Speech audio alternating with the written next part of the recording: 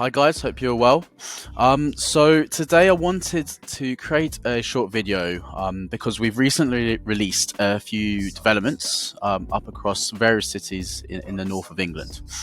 These developments are off-plan properties, so they're currently under construction, and a lot of the conversation we're having is about the pros and cons of different types of properties. So you've got the newer builds, your older properties, and the off-plan properties, which I'll be talking about today. So there's pros and cons of every single type of property, but within off-plan specifically, it's really about balancing the fact that, of course, you won't be able to get any rental yield immediately during the construction period. So if that's happening, we want to have an advantage to investing within off-plan as well. And that advantage, in simple terms, is the price you get and the growth that you get, the capital growth during the construction period. So it's easy for me to say that this will happen and to speculate, but I wanted to show you some real examples of this happening with developments that we have worked with. So if you give me a moment to quickly... So hopefully you'll be able to see some Rightmove links or some examples on Rightmove that show the sales history of these units. These are units at a development that we sold off plan called One Regent.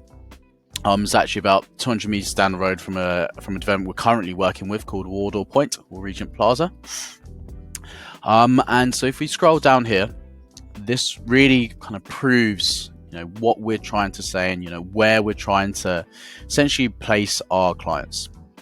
So here we see in August of 2017, people would have bought off plan here. So this would actually be in 15, 16, but only listed in August 2017 when it's complete. But they would have bought for 189,000 for this 2-bedroom, 2-bathroom in city centre of Manchester. A few months after completion, they then sold it for 245,650. So that's a 30% increase in those months. So obviously those few months and the construction period. So let's say the construction period was 2 years. The average rent capital growth isn't 30 or 15% per annum. The reason why they were able to get such a large growth is because they bought off plan at a really good price and experienced extra growth throughout the construction period. So within those few years, they made £28,000 per annum. So if you compare that then to completed stock, so a lot of people will be debating whether to buy completed stock now, so they get rental yield straight away, or to get off plan and experience growth during the construction period, etc. So if we look at 28,000 per annum, which is what this person literally received, this is just public data on Rightmove. And then let's compare it to the rental yield that they would have been missing out on. So if it's a £189,000 property, let's just say they get 5% net, which is a pretty good return.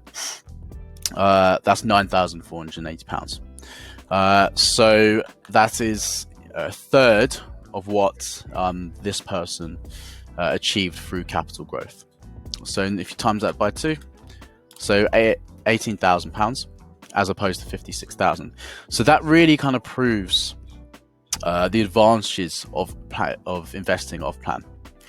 If we then look at the next person here, who then sold it on 3 years later, 296, still a great return, looking at about 7% a year or so.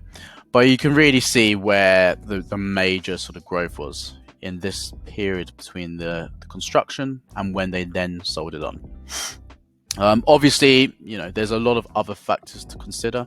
You need to make sure, just get back to that, you need to make sure that you're looking at the developer's track record, things like having fully funded developments in place, having insurances on your deposits, making sure that you're getting in a good location, good unit, all that sort of stuff. You have to have done your due diligence on.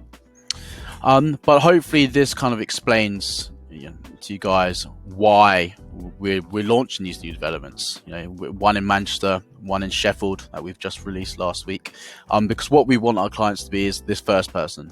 So we want them to be investing here and able to sell, here or here